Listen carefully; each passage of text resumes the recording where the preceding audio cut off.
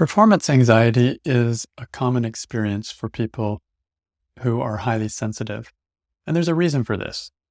Because of the sensitivity, we naturally notice what's going on around us. And so if somebody's observing us, then it's very easy for the mind to start looking into what they're thinking, what their experience is. And we start almost experiencing the same uh, situation from their point of view without being, at the expense of our own point of view. And of course, when we're doing that, then it's really hard to actually be productive, to actually do what you even know how to do. I've had this experience many times where I was very competent at doing something, but when somebody started observing me, then I fell apart. I couldn't do it. And it was because of this tendency of the mind to be so aware of everything else going on in the room. Luckily, there is a way to work with this and to reduce this to some degree. Now, it's not going to change who you are. You will still be aware of a lot of the nuances in the situation, but it's also possible to question a stressful thought connected to this that can help bring you back to your center. And that's what we're going to do today. And the thought I'm going to lead us in questioning is, it's all about me. Or, sorry, it's about me. It's about me. So when somebody comes to observe, my mind can often go into thinking that they're judging me, that I need to do a good job, that this is important, they're depending on me, I don't want to let them down. In all of those statements, it's about me, me, and I need to do a good job. I become the central point, and it puts a lot of pressure on me. So let's question this thought together and see if we can find a little bit of wiggle room. To begin, start with a situation. See if you can find an actual situation where you were experiencing a little bit of performance anxiety, where you were getting anxious because somebody was watching you, and find something concrete. So take a second and just find a situation where this was happening for you.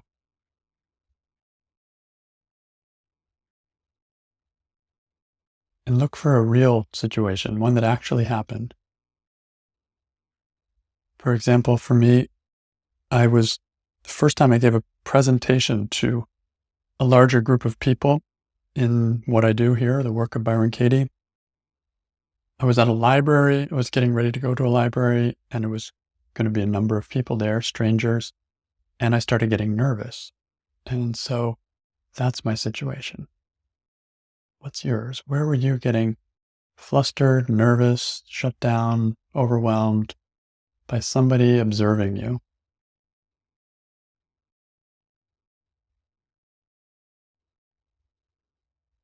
When you have it, then let's go through these questions together. So the statement we're questioning is, it's about me. So is it true in your situation that it's about you?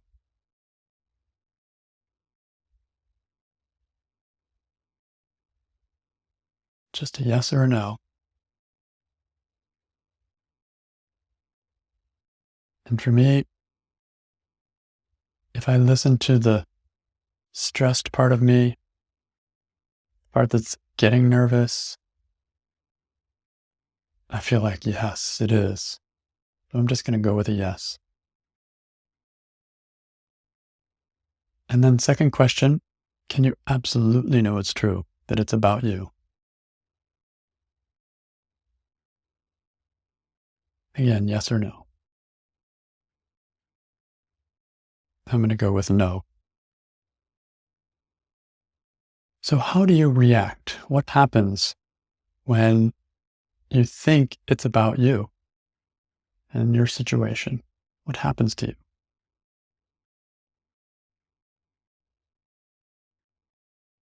Become nervous? Start trying to do a good job?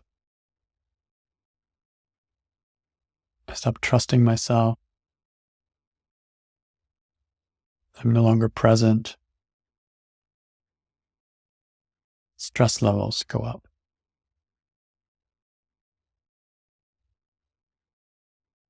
Start imagining what the people are going to think.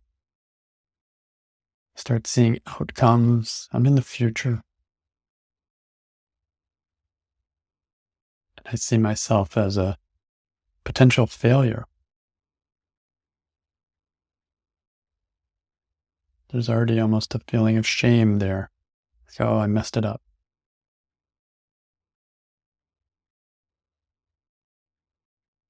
How else do you react when you think it's about you?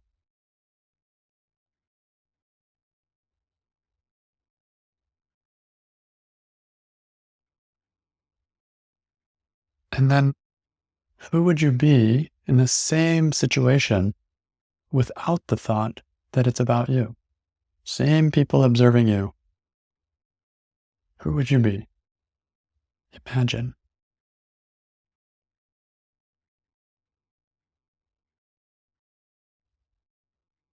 I notice right away that I'm getting more into the job at hand. I'm excited. I love doing this. I know how to do this. I feel comfortable. If I don't have the thought, it's about me, something relaxes.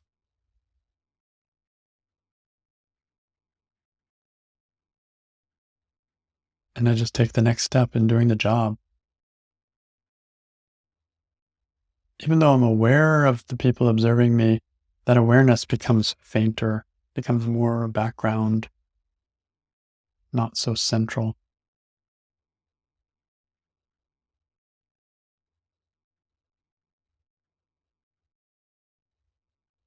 So this is who you are without the thought that it's about you. Experiment with it. Play with what it's like to be that in your situation. What does it feel like?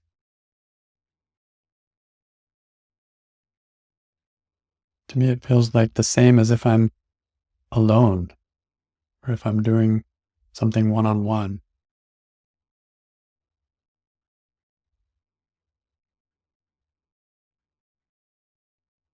So these two questions, how do you react when you believe it's about you? And who would you be without the thought that it's about you? Show you the effect of this thought. This thought makes me self-conscious, makes me nervous. And without it, I'm back to more being myself. So let's turn the thought around. It's about me.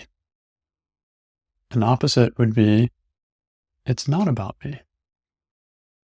So in your situation, can you find anything that would support that it's not about you, even with somebody watching you?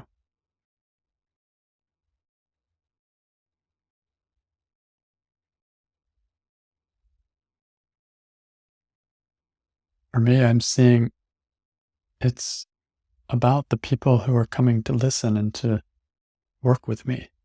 It's about them, not about me. Suddenly, it's just a service role.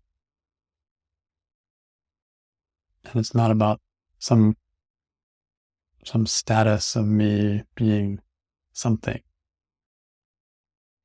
So it's not about me. I remember when I first saw this many years ago, the nervousness just left me.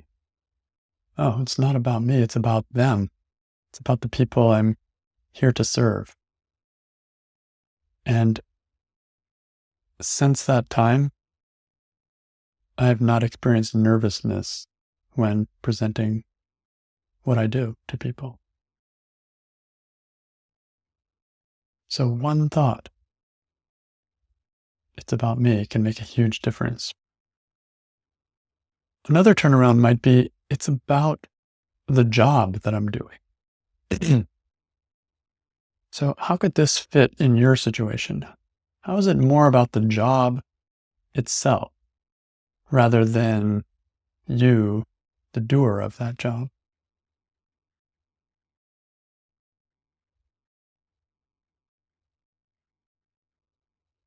For me, there's a joy in doing a job. There's fulfillment in doing something. I like to do things. I like to do things well. It's fun, playful, it's creative. So it's not about me, it's about the job that I'm doing. That draws me in. That's interesting. That captures my attention. And that is actually truer than it's about me.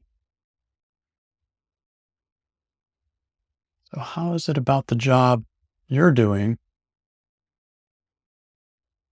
more than about you, the doer of the job?